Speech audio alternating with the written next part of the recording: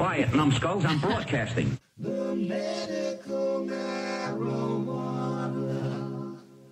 The medical marijuana.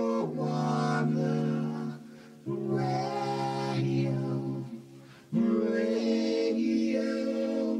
show. The medical marijuana for you and me. Ah, yeah, the medical marijuana. Whoa, whoa, whoa, whoa, whoa, ah, yeah, the medical. It's the medical marijuana show. You will know. I want to talk to you. I want to talk to you. Hey, boy, don't feel my world untrue. Yeah, I want to talk to you. My world can be true if you do what I tell you to. I want to talk to you. Good evening, everybody. Welcome once again to Medical Marijuana Radio for Saturday, the 12th of September, 2015. I'm your host, Larry Love, and we're here every Saturday with a new show with the latest information on adult use and medical marijuana from all over the globe. This week, breaking news out of California after almost 20 years of a medical program in California. They're finally going to regulate it, which I think is going to help a lot of things in California. So tonight's guest will be Ken Sobel, attorney, activist, fighter for patients' rights, fighter for PTSD, and Ken and I will talk about what's going to happen with regulating California. But first up, let's do a little bit of news for you.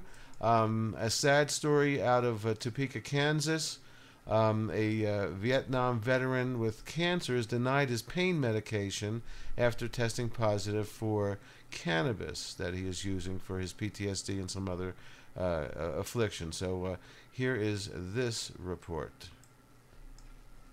A nationwide argument between the Veterans Administration and groups representing the rights of veterans emerged in Topeka today. That issue is whether veterans should be denied prescription medications because they use marijuana for physical or emotional pain, even states which allow medical marijuana use.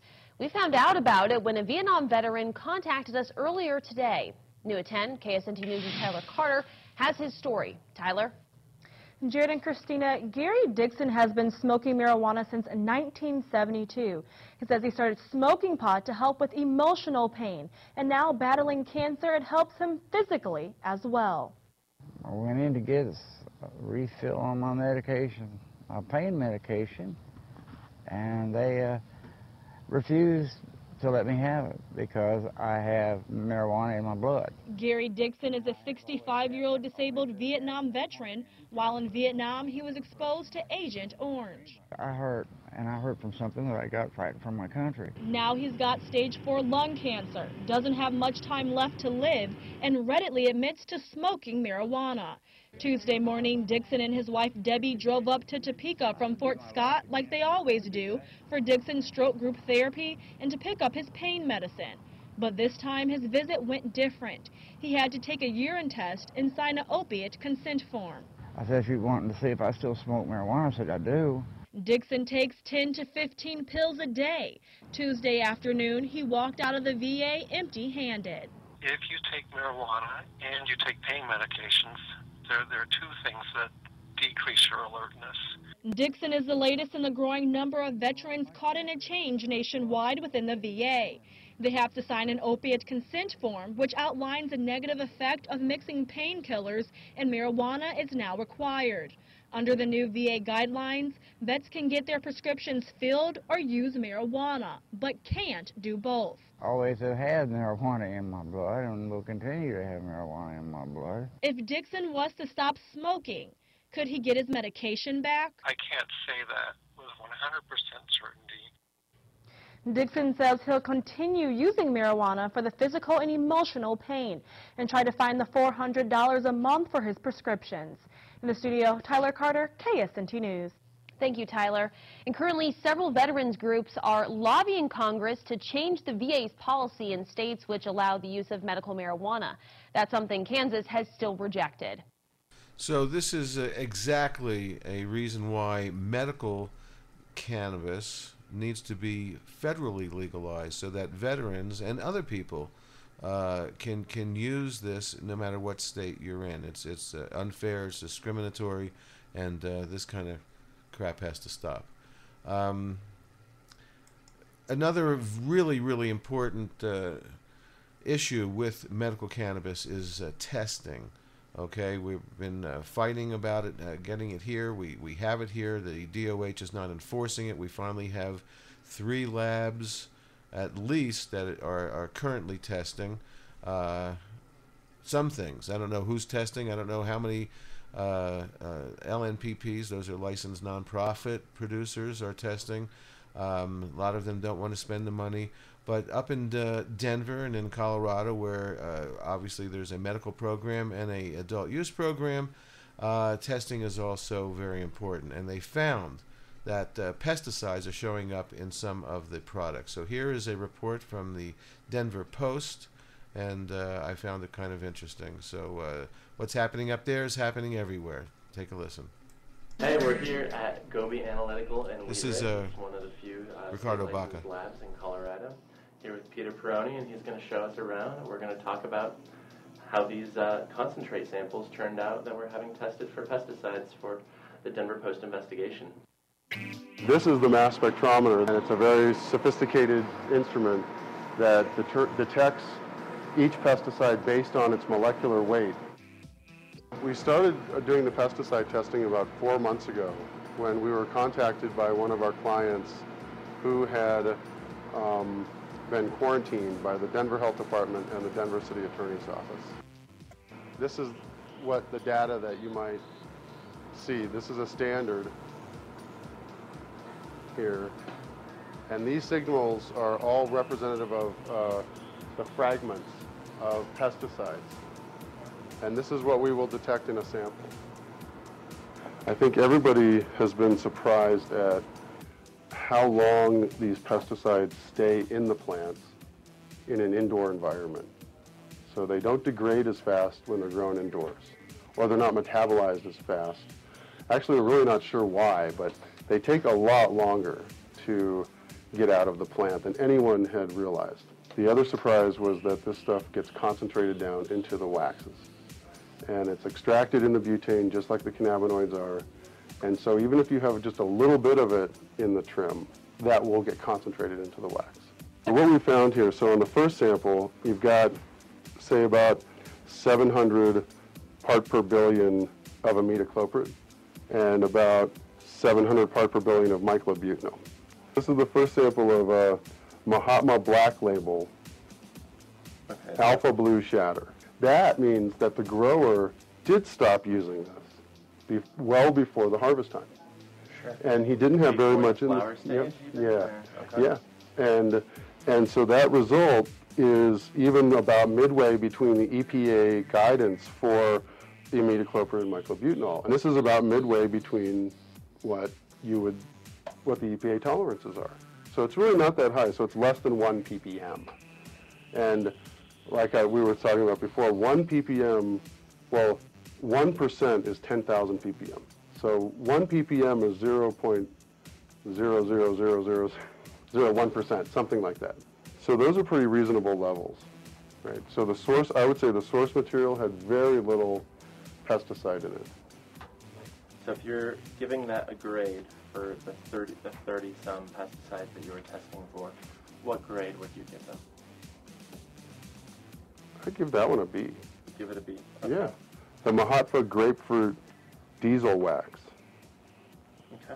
That came out much higher at about 36 part per million imidacloprid and 24 part per million of myclobutanol. So those aren't the highest I've seen. Those aren't. Well, let's talk about that. What's the highest you've seen? 90 ppm. 90 ppm. Not in your samples. I haven't gotten that far yet, but Sure. But that So at a 36 part per million imidacloprid and a 24 part per million myclobutanol, that's higher than the EPA guidance would allow on either one of those chemicals in anything. Right? Wow. So I would say those are reasonably high. If you're grading it, is that I'm guessing that's not a passing grade. No, I would say D. Like I said, I've seen worse. So those two compounds, the imidacloprid and the myclobutanol, are the most common pesticides. We don't know what it means that we're, inhaling these directly into our bloodstream. But people seem to think this isn't a good thing. I don't think it is a good thing, because imidacloprid is a nicotinoid insecticide, so it's a nicotine derivative, so it's a neurotoxin. Nicotine derivative? Yeah, it's a neurotoxin. So you're inhaling a neurotoxin. So if it was me taking a tiny dab once in a great while, it wouldn't really do much. But if you're a medical patient and you're doing a lot of dabbing all the time, then your chronic exposure is going to be quite high. So, that's the consideration. So again, that is a report by Ricardo Baca from the Cannabis.co and the Denver Post. What's happening up there is obviously happening everywhere. So testing is important. I'm hoping that here in New Mexico that the Department of Health will start insisting that our medications are tested for not only pesticides but heavy metals, and I know there's some controversy there, but also for potency and any other kind of contaminants. Well, as we all know, the cannabis industry is just blowing up and is huge, and it's a great opportunity. Here is a great little piece that I found produced by Women Grow, which is a great organization that has meetings once a month all over, maybe in 20-something states now. There's always one in Albuquerque. I attended one a couple of weeks ago. There was one this week that I hear was fantastic. So here is a little video piece produced by Women Grow on getting started in the cannabis industry. Women Grow was started to make sure that women know there's a place for them in this industry, and that the outdated, uneducated stereotypes about cannabis consumption and what a cannabis consumer looks like don't prevent women from entering this amazing new market. This is an incredible opportunity to get in on, I won't say the ground floor, but certainly in the early going of an industry that is creating itself as it grows. And the opportunity that presents is that we can create the industry that we want it to be. It is very important to have women in this industry because women tend to be more compassionate, and this is a very compassionate industry. My advice for entrepreneurs who are interested in getting into the cannabis industry is to really focus on what they're best at and how that relates to the cannabis industry. So if, like me, you couldn't grow a plant if you tried, don't try and go into cultivation if it's not a skill set that you have or partners have. But if, like me, you've been doing marketing and branding for all your life, it makes perfect sense to open up a marketing agency that's devoted to cannabis clients.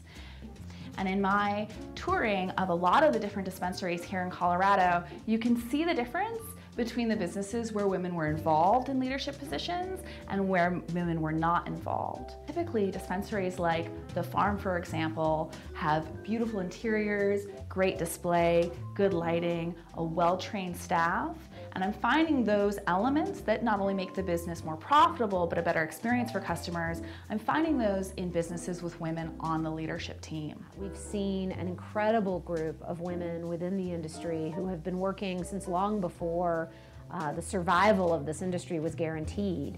And those women and the ones who are now coming into the industry are absolutely changing both the face of the industry and the way that it's perceived by people who, prior to the last year, never even thought about a professional cannabis industry. What I tell my new colleagues that are coming in every single day is pace yourself. And I've been telling that to newcomers for literally years. Pacing yourself is essential to the process because without filling your own cup, you can't fill someone else's. My advice for women looking to get into the cannabis industry is to educate yourselves, connect yourselves with successful existing entrepreneurs, and make sure that you're not just taking a job or letting someone else define for you what your role is in the industry. Instead, identify the mark you want to make and define your own role. Once again, that's a Women Grow produced piece about getting into the industry, and you know, it's a great opportunity not only for women but for everybody to get into this industry. It's one of the fastest growing industries since the .com era, so now's the time. And be careful who you align yourself with, because that actually shows a little bit about who you are. So do your due diligence on who you would like to work with. We're going to be right back with Ken Sobel, talk about the new California regulations right after these words. It's all about the 420 MMJ Radio.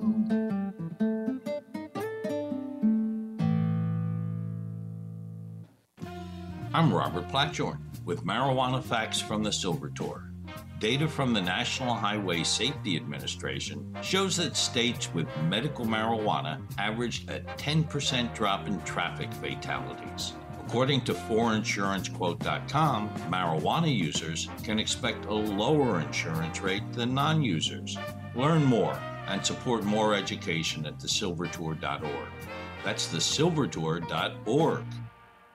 Have you ever had a problem with overcooking your cannabis oil? You probably wanted to rip your hair out when you burned off all the THC, right? I even cried one time when my brownies failed to make a good impression at the party. Well, I stopped crying when I found Magical Butter. Magical Butter is a device with a microprocessor-controlled program sequencer. It was designed by a scientist and a chemist to precisely extract the benefits of various herbs. Magical Butter easily makes botanical butter, oils, tinctures, lotions, sauces, and more. Magical Butter heats your oil and your herbs at the perfect temperature every time. Check us out at magicalbutter.com because it's magical. Okay, there's a lot of science and chemistry involved, but it sure works like magic. Again, for your tinctures, butter, and oils, that's magicalbutter.com. This is a great appliance. Use coupon code LOVE to get $20 off. I'm Robert Platjorn with Marijuana Facts from the Silver Tour. Data from the National Highway Safety Administration shows that states with medical marijuana averaged a 10% drop in traffic fatalities. According to ForInsuranceQuote.com, marijuana users can expect a lower insurance rate than non-users. Learn more and support more education at thesilvertour.org. That's thesilvertour.org. Hi, as you know, over the next few years, the cannabis industry is going to explode into a multi-million-dollar industry. 420webdesign.com is your affordable design provider. 420 Web Design prides themselves on fair prices and a grounded staff. They listen to their ganjapreneurs' website needs. Getting into the marijuana industry doesn't need to break your bank. Our sites come with tons of features. Just a few of them include responsive designs for mobile viewers, easy to update platforms, built-in SEO and SMO tools, enterprise-level security, video tutorials, database backups, Google Maps, onboard analytics, and much more.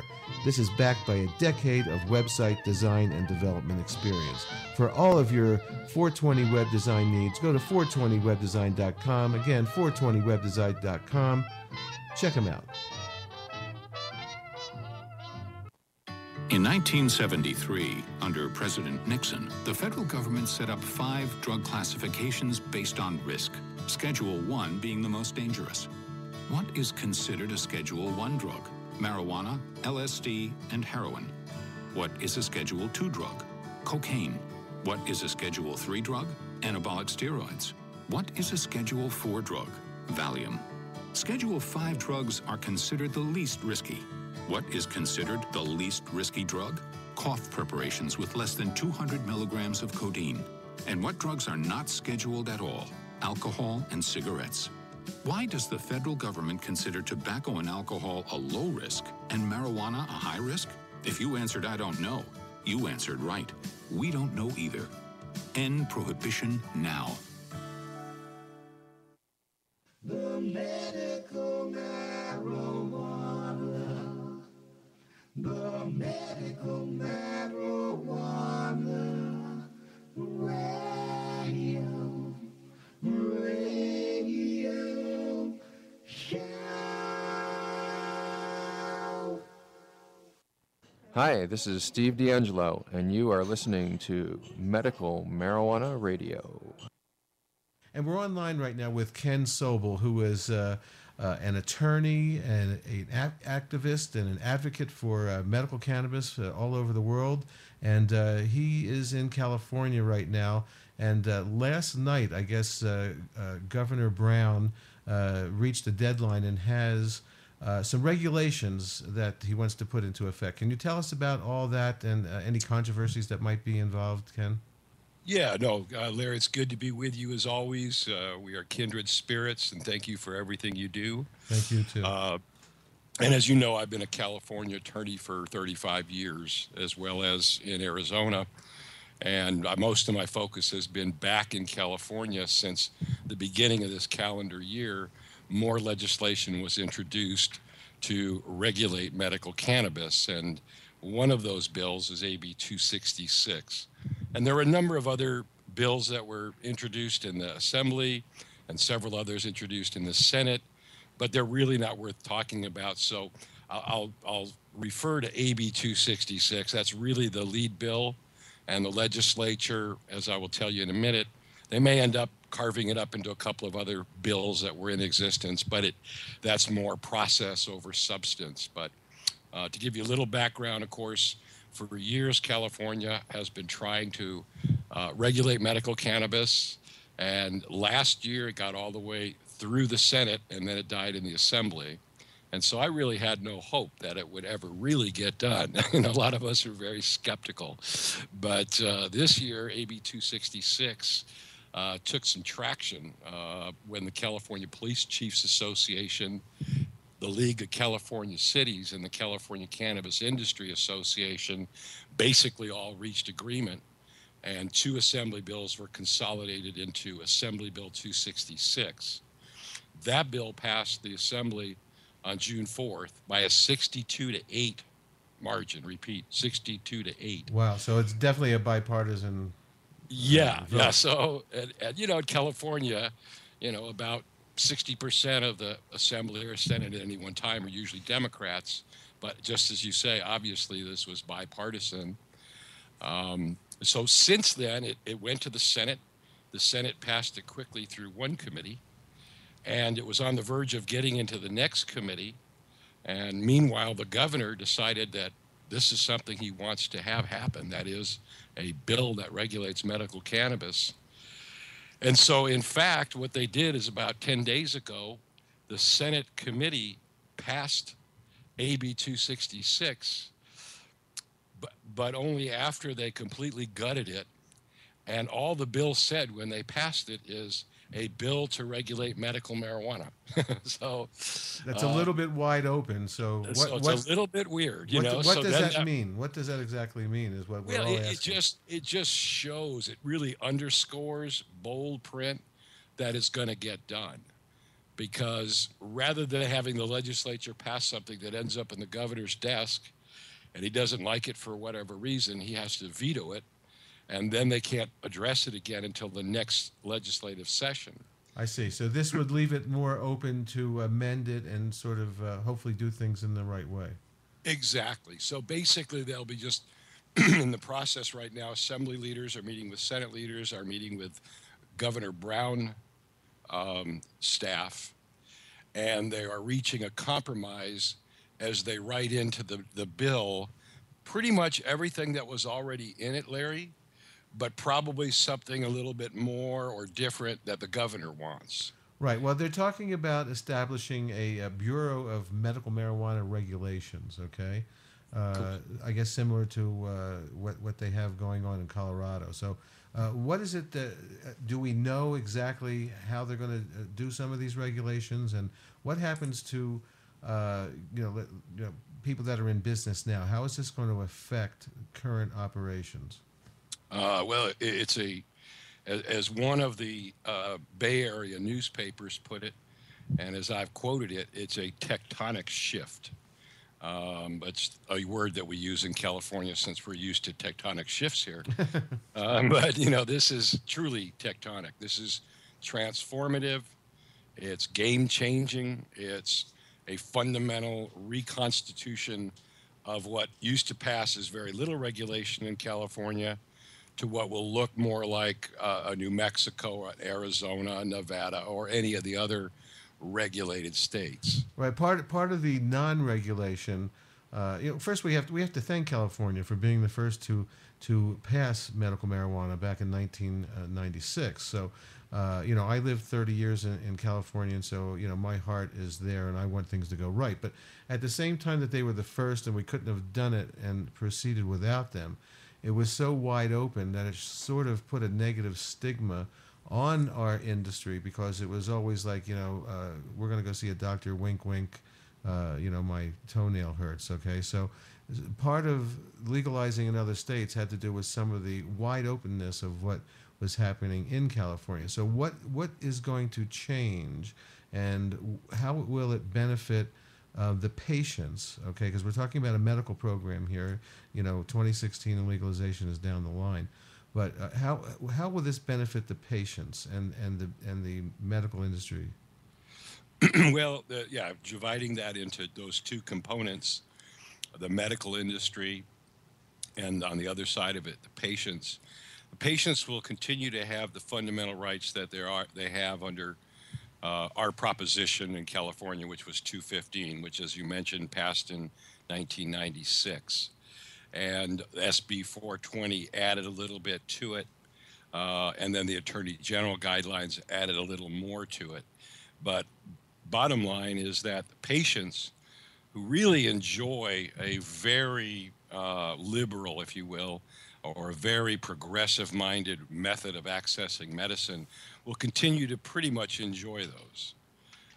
Sometime around 2017, then it appears that patients will still be able to use their grow rights, and they'll be able to organize small caregiver units, units that look like 5 patients and a caregiver. A caregiver growing X amount of plants per patient legally. Correct. So patients currently in California are allowed a minimum of 6 flowered plants or 12 unflowered plants. At the same time? So you could have 12 in veg and 6 flowering at the same time? Yeah, or you can have 8 ounces of dried bud or bud in any form, even in concentrates. You can have that in your possession at any one time, which is, fairly progressive. I mean, it's not the 16 plants that you have in New Mexico. Right, but we're still limited to 8 ounces for a personal grow here as well. However, there is some kind of a conflict in there. If you're growing outdoors once a year, is that fair for outdoor growers when indoor growers can have 8 ounces every X amount of months? You know what I mean? So it's a little sticky when setting up these personal grows to make sure that there's no discrimination, between people that can buy at dispensaries and people that can grow. Yeah, I think that it's, maybe it's not the perfect solution, but it's a indication, and I understand that Governor Brown is very favorable in continuing to promote the patient's interests, their right to grow and their right to cultivate, and their right to at least participate in small caregiver units. So really not much is going to change in that direction, the fundamental reorganization is on how cannabis for the medical side is commercialized. And that's very, very elaborate, I should say. They're going to have up to 16 licenses. And again, the big difference is that now under this new regulatory scheme, Larry, you're going to have a state license to be able to stay in business. So dispensaries, in some instances, as we know them, will either have to qualify to get that state license or eventually go out of business. So what you're saying is, right now, there's no state licenses. Is that correct for dispensaries? Absolutely. There's no state licensing. All right. So will they be licensing, like, will there be one kind of license that will allow them to sell retail and another type that will allow them to grow their own and sell it? I mean, how's that going to break down? Yeah, good question. It's a horizontally diversified market. So it is unlike New Mexico and unlike Arizona, where the dispensary license that you're given in either Arizona or in New Mexico basically consolidates your right to grow, your right to manufacture, and your right to sell, which of course is undergoing change under the New Mexico laws, where they are becoming more horizontally diversified in some respects. But suffice it to say, in California, now a grower can get any one of up to 9 different agricultural licenses, and each of those are based on size. So it's like a tier 1, tier 2, tier 3, 3 being the maximum. And on the maximum side, for example, a grower who grows outdoors will be allowed up to something like 44,000 square feet of canopy space, or a grower who grows indoors would be limited to 22,000 square feet canopy, and a grower who grows in a greenhouse, for example, would also be a 22,000 square foot. That's the big license in grow, and they'll have a small license, tier 1, which will be 5,000 square feet, and then will also follow that same organizational framework between outdoor, greenhouse, and indoor. So what's the formula for figuring out how many plants per square foot? I mean, it's just up to the individual grower. I mean, some people like to grow 1 plant a light, and some people like to grow 10 plants a light. I mean, so yeah. So it's really about the square footage. Whatever you can fit in that, and whatever's your grow style will work. Yeah, and they go by, unfortunately, I think, but they grow by a canopy square foot. So that eliminates, in my opinion, the ability to grow in levels. You know, we've got some very good growers now who've developed some very good techniques for actually growing, you know, three layers of plants under one roof. Right, I've seen those little bunk beds, so to speak. Yeah, kind exactly. of things. So, who is going to suffer from these regulations? What kind of businesses are they just going to disappear? There's going to be naysayers.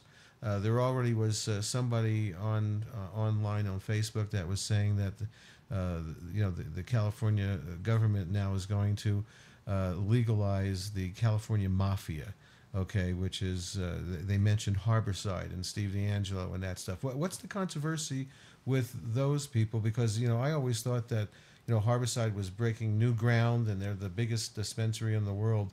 Where's the naysayers coming from, and what is it that they're not going to like about this regulation? And let me just deal with that from 2 standpoints, if I may. There's an old saying about mine is not to reason why, mine is but to do or die. Yes. There are going to be trade-offs. My approach of it is, this is California, and the legislature has reached the point of no return, and this is what the law is going to be. And so we need to learn how to take on the issues that may come from that in court if we have to the extent that it may interfere or impair, patients' rights under Prop 215. But on the whole, I think it's more understanding how the system is going to work and making it work for you. And so our whole approach, and I'm not giving a plug to this, but we have a website we just took down, AB266 Advisors. ab266advisors.com, ab266advisors.com. And I'll be putting on our first seminar on September 26th.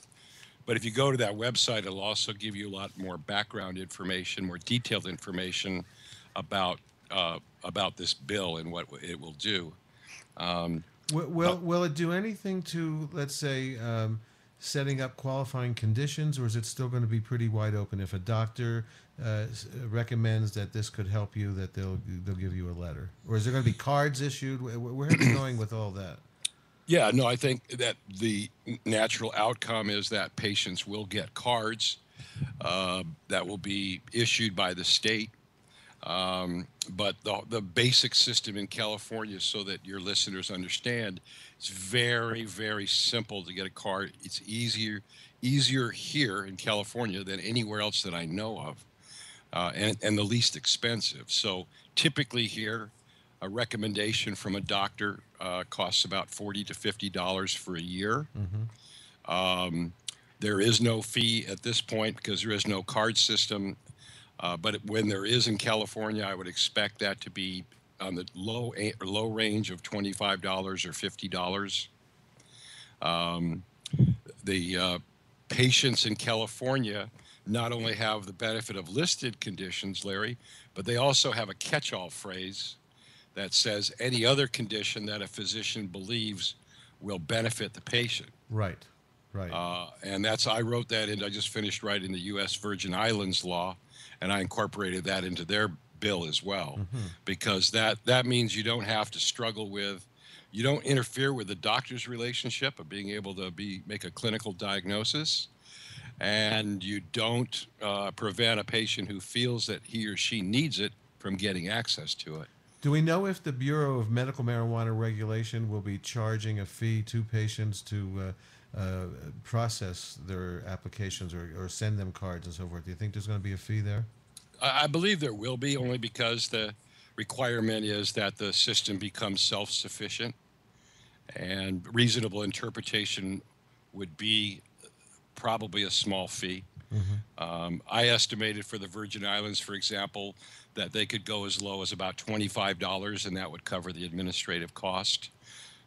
The folks that are over there, when they considered it, they decided to go with 50, but I think that's the range. Are they still going to make people process a new license every year? I think that one of the problems we've had here in New Mexico is that sometimes it's very slow in turning around renewals. It doesn't make sense. Some people, their conditions don't change from year to year. So is it possible to get a 2 or a 5 year a card there? I mean, we should work for that now. We've been fighting for that here for 5 years. So anybody writing new laws should take that into consideration. It's going to be less administrative work for the state as well.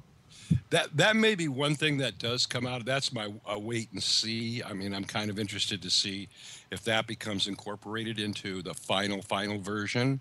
But I also believe passionately, as you do, and I've done the same thing with the Virgin Islands, suggesting to them that they allow a 3-year card. And of course, Massachusetts did that, and I thought that was a good decision. Oh, I didn't know that. That's fabulous to know. Yeah, Massachusetts did do that. I believe it's a 3 or 5 year card. But I think, even if it stays as an annual, because a lot of the bureaucrats and the regulators, they don't understand cannabis medicine, as you know. Right, of course. And so they don't understand. If you're dealing with someone who's got Parkinson's disease, why should they ever have to get a and to go through that every year? What about reciprocity? I mean, California is a great destination for people to go visit. Everybody's got family there. What about reciprocity? It seems to be happening in somewhat in Arizona, and Nevada, of course, is going to let people with cards buy from their dispensaries. How about getting that in for California? California did not adopt a reciprocal purchase of cannabis, but there is reciprocity in the sense that if you have a card from another state, that you won't be prosecuted. You'll be entitled to the medical cannabis privilege. So as in Arizona, let's say I go to Arizona to visit a friend or so, if I can have up to 2.5 ounces, because that's the Arizona rule, but I cannot buy from a dispensary. That's correct. You know, California's a little different because, as you know, in Arizona, a first-time cardholder may pay $250 to $300 for the medical visit and then the processing of a card, because Arizona charges $150 for that. Obviously, if you're coming to California, people will simply go to the DMV and get an ID card, use a friend's address. Then they'll take that ID card and they'll go to the local dispensary and they'll purchase whatever they want. Right. Well, you know, it'd be great. I mean, look, we need to nationally legalize medical cannabis. I mean, there's no doubt about it. People need to be able to travel from state to state with their medicine and go visit their family. Why should they be put in jeopardy just because their medicine is cannabis, but they can bring their Oxycontins with them? Well, we did this for the Virgin Islands. I wrote in the bill. We've got a full kind of reciprocity where people who come in with a recommendation that's state issued from any place will be able to get immediate access to a dispensary just by going to the dispensary and having their credentials verified. And then they'll charge them a fee and then they'll sell them medicine. And in addition to that, this is sort of the reciprocity on steroids. Even if you don't have a card or you're from a state that doesn't issue cards, if you go to the Virgin Islands to get care from a facility there, then they'll also be authorized to provide you with a temporary recommendation.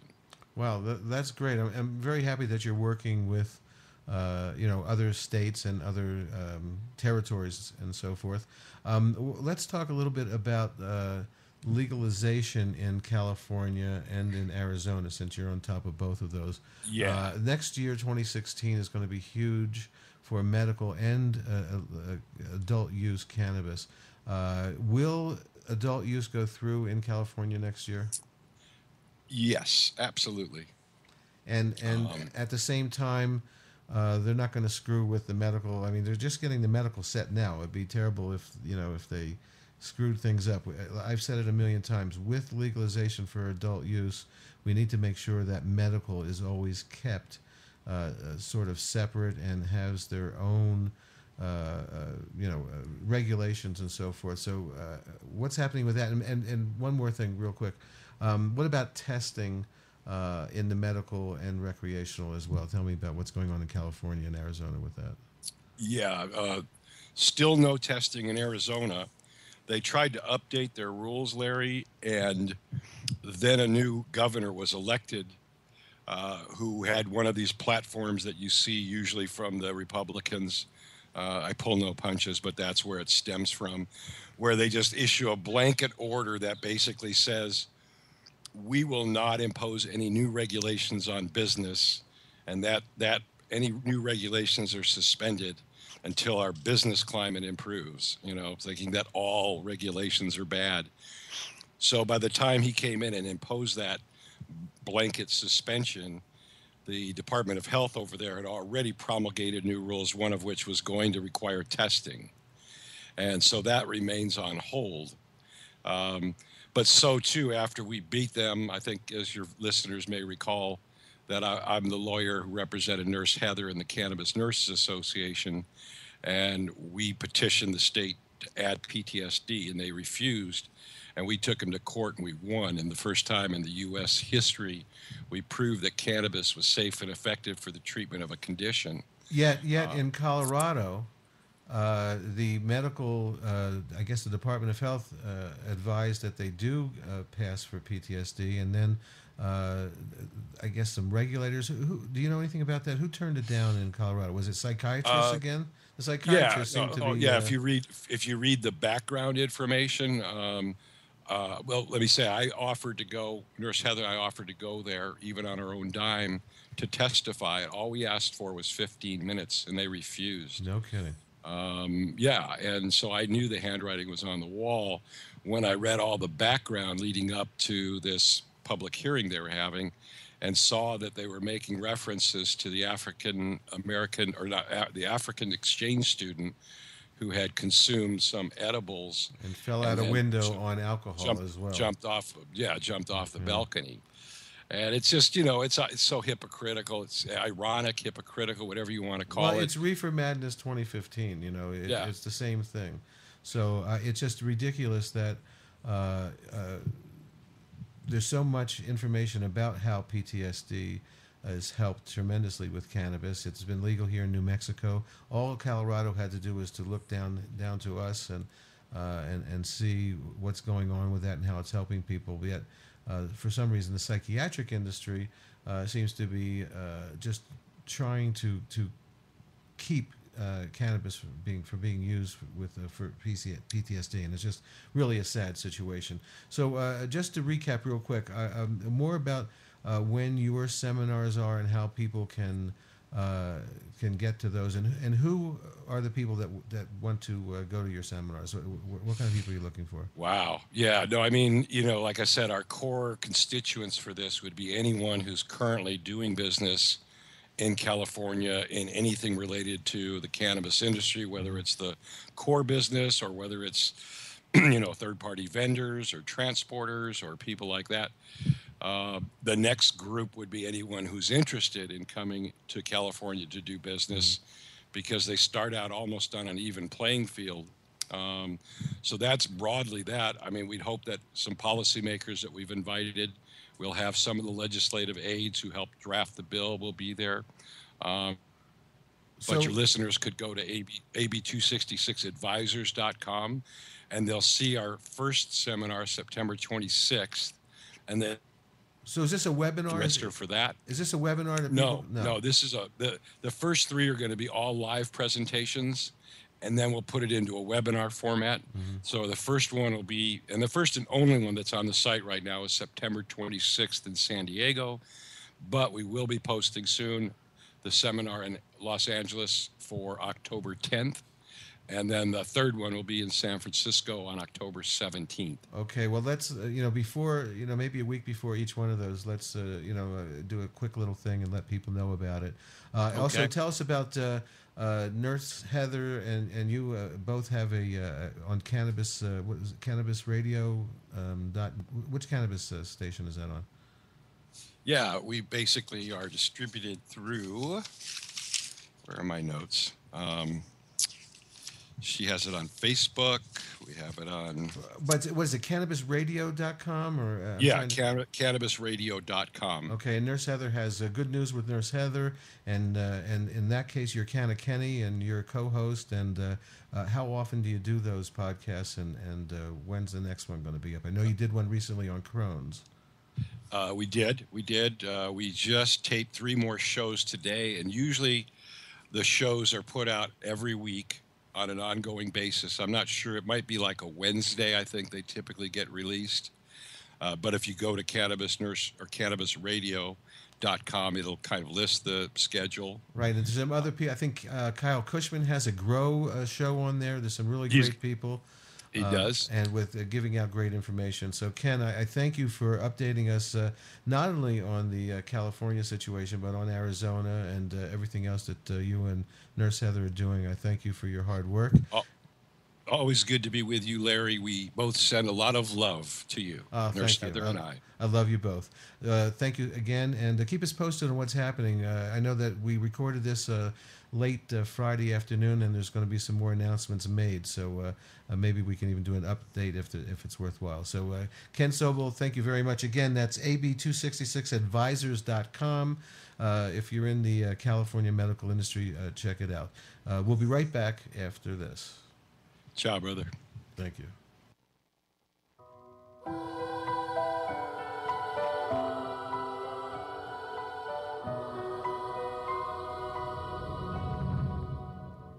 All the leaves are brown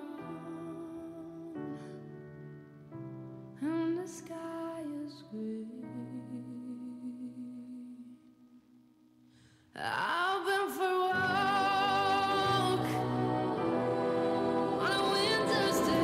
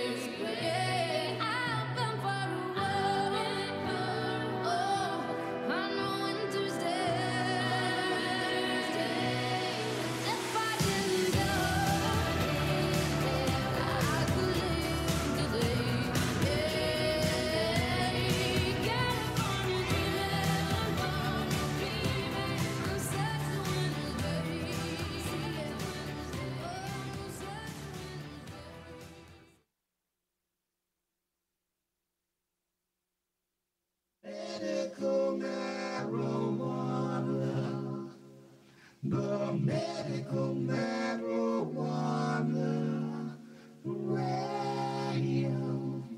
Radio Show.